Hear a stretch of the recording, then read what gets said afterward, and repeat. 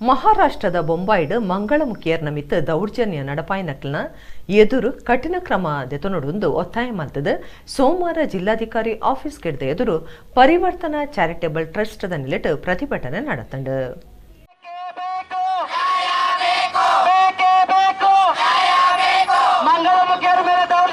ಮಂಗಳಮುಖಿಯರ್ ನಮಿತ್ ಬೊಂಬಾಯಿಡ್ ದೌರ್ಜನ್ಯ ನಡಪಾಯಿನ ಬಗೆಟ್ ಸರಿಯಾಯಿನ ತನಿಖೆ ನಡಪಾದ ಕಾನೂನು ಕ್ರಮ ದೆತೊನೊಡು ಒತ್ತಾಯ ಮಲ್ತದ ಸೋಮವಾರ ಕುಡ್ಲಡ್ ಜಿಲ್ಲಾಧಿಕಾರಿ ಆಫೀಸ್ ಕೆಡ್ದ ಎದುರು ಪರಿವರ್ತನಾ ಚಾರಿಟೇಬಲ್ ಟ್ರಸ್ಟ್ ಪ್ರತಿಭಟನೆ ನಡಪಾಂಡು.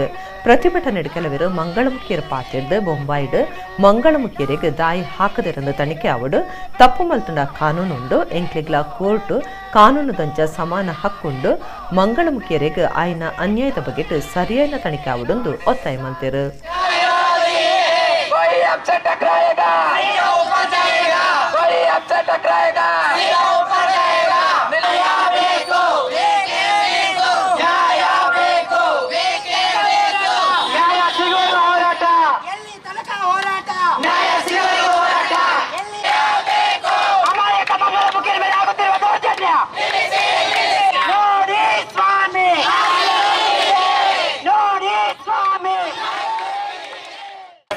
ಕುಡ್ಲದಾಗ್ಲಿ ಕುಡ್ಲದ ಕುಟ್ಟುದು ಇನ್ನು ಕುಡ್ಲಡೆ ಬಲತ್ತದ ಇನ್ನು ಮಂಗಳ ಮುಚ್ಚಿನಾಗ ದೂರ ಪೋಡು ಮುರನಿ ಕಜ್ರಿ ಒಂಜಿ ಘಟನೆ ನಡೆಸ್ತದೆ ಶ್ರೇಯ ಪಂಪಿನ ಆರ್ಮಿ ಮಿತ್ ಒಂದು ದೌರ್ಜನ್ಯ ಅಂಡ್ ಇಂಚಿನ ಪ್ರತಿಯೊಂದು ಮಂಗಳ ಮುಚ್ಚಿನ ದಿನ ದಿನನೆ ಪೋಣ ದೌರ್ಜನ್ಯ ಅಂಡ್ ಎಂಕಲ್ ಮುಲ್ಪನೆ ಕುಟ್ಟುದು ಮುಲ್ಪನೆ ಬಲತ್ತನಾಗ ದೂರ ಪೋಡು ಎಂಕಲ್ ಜಯಶಾಂತರ ಪೋಡ ಎಂಕತಾರೆ ಬೇಟ ಹುರುಡು ಪುಟ್ಟಿನಾಕಲ ಎಂಕ್ಲಿಗೆ ನಾಯ ಇಜ್ಜ ಇದಕ್ಕೆ ಎಂಕ್ಲ ಮಿತ್ ದಿನ ದಿನ ಎಂಕ್ಲಿಗೆ ರಟ್ಟ ಪರಿವರ್ತನೆ ಬರ್ಕೊಂಡು ಯಾವ ಸಹಜ ಎಂಕ್ ರಟ್ಟ ಸಂಘದೊಳಗ ಒಂದೇ ಎಂಕ್ಲೀನ ಒಂಜಿ ದಿನ ನಡೆ ಮಾಡ್ಕೊಂಡು ಎಂಕೆಲ್ಲ ಒಂಜು ಆತ ಇನಿತ ದಿನ ಎಂಕ್ಲಿಗೆ ನ್ಯಾಯ ಬೋಡು ಇಷ್ಟೇ ಕೇಳಿ ಬೋಡು ಬೋಡು ನ್ಯಾಯ ಬೋಡು.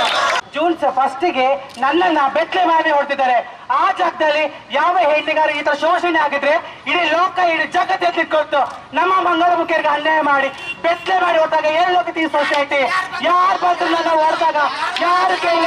ಯಾಕೆ ಮಂಗಳಮುಖಿಯರು ಅನ್ನೋದು ಅಷ್ಟು ಕೇವಲ ನಾವು ನಿಮಗೆ ಕೈ ಕಾಲು ಮುಖ ಅಂದ ಚಂದ ಎಲ್ಲ ಇದ್ದೀವಲ್ಲ, ನಮ್ಮನ್ನು ಗುರುತಿಸಿ ನಾವು ಒಳ್ಳೆಯವರಂತ ಇದ್ದೇವೆ. ನಮ್ಮನ್ನು ಕೆಟ್ಟವರಂತ ಯಾರು ಇಲ್ಲ. ಕೆಟ್ಟ ಮಾಡ್ತಾರೋ ಜನ, ಭಿಕ್ಷೆ ಬೆಳಕ್ ಮಾಡಿ ಹೇಳ್ಕೊಟ್ಟಿದ್ದು ಜನ, ಚಕ್ಕ ಇದ್ದೀರಾ ಜೋಗಪ್ಪ ಅಂತ ಹೇಳ್ಕೊಟ್ಟಿದ್ದು ಜನ, ನಮ್ಗೆ ಚಕ್ಕ ಇದ್ದೀರಾ ಅಂತ ಯಾವ್ದು ಗೊತ್ತಿರ್ಲಿಲ್ಲ. ನೋಡಿ, ಮೊನ್ನೆ ಮಹಾರಾಷ್ಟ್ರದಲ್ಲಿ ಮುಂಬೈ ನಗರದಲ್ಲಿ ನಮ್ಮ ಮಂಗಳಮುಖಿಯರ ಮೇಲೆ ತುಂಬಾ ಒಂದು ಹಾಫ್ ಮರ್ಡರ್ ತರ ಅವರನ್ನ ಹೊಡೆಯಲಾಗಿದೆ.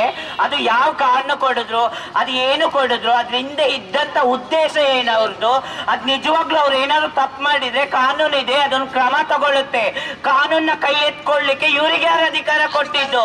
ಅದ್ರಲ್ಲೂ ಇನ್ನೊಂದ್ ಮಾತು ನಾವು ಕೇಳ್ತೇವೆ, ಇವ ಸಮಾಜದಲ್ಲಿ ನಮಗೂ ಬದುಕುವಂತ ಅವಕಾಶ ಉಂಟು. ಇವ ಸುಪ್ರೀಂ ಕೋರ್ಟ್ ಗೈಡ್ ಲೈನ್ಸ್ ನೋಡಿದ್ರೆ ಪ್ರತಿಯೊಂದಕ್ಕೂ ಸಮಾನ ಹಕ್ಕು ನಮಗೂ ಉಂಟು.